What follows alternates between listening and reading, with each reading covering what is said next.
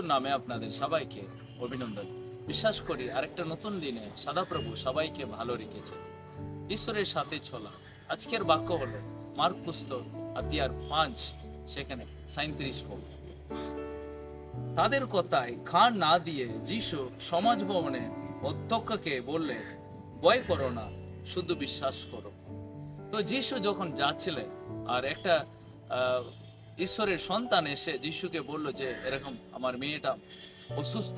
তারপরে বললেন আমার মেয়েটা খুব অসুস্থ, আমার বাড়িতে আসো। কিন্তু যিশু যেতে দেরি করলেন এবং মেয়েটা মারা যায়। তো এবার যখন সেই খবরটা সে পায়, আর তখন যিশু আর তাকে বললেন, কারণ আশপাশ সবাই বলছে মেয়েটা মারা গেছে এবং বিভিন্ন রকমের কথা শুনছো, তুমি কেন যিশুর কাছে দাঁড়িয়ে আছো? কিন্তু যিশু তাকে বললেন, না, তুমি ভয় করো না, তুমি বিশ্বাস করো। এবং যিশু আর যখন আর পিতর যিশু তাদেরকে নিয়ে গেলেন এবং ওখানে ওই মেয়েটাকে আবার পুনর্জীবিত করে তুললেন। যিশু একটা বড় অলৌকিক কাজ করলেন, মেয়েটাকে প্রভু ফিরিয়ে দিলেন। এই গল্পটা যখন পড়ে আমরা একটা জিনিস শিখতে পারি, সবকিছু ঈশ্বরের কাছে সম্ভব যখন আমরা তাকে বিশ্বাস করি। আর লোক অনেক কিছু বলছিল, আশপাশের লোক অনেক কিছু আমাদেরকে দেখে বলবে, তুমি অযোগ্য, তুমি খারাপ, তুমি নোংরা, তুমি যিশুর কাছে যাচ্ছ, তুমি যিশুকে প্রার্থনা করছো, তুমি ঠিক নাই।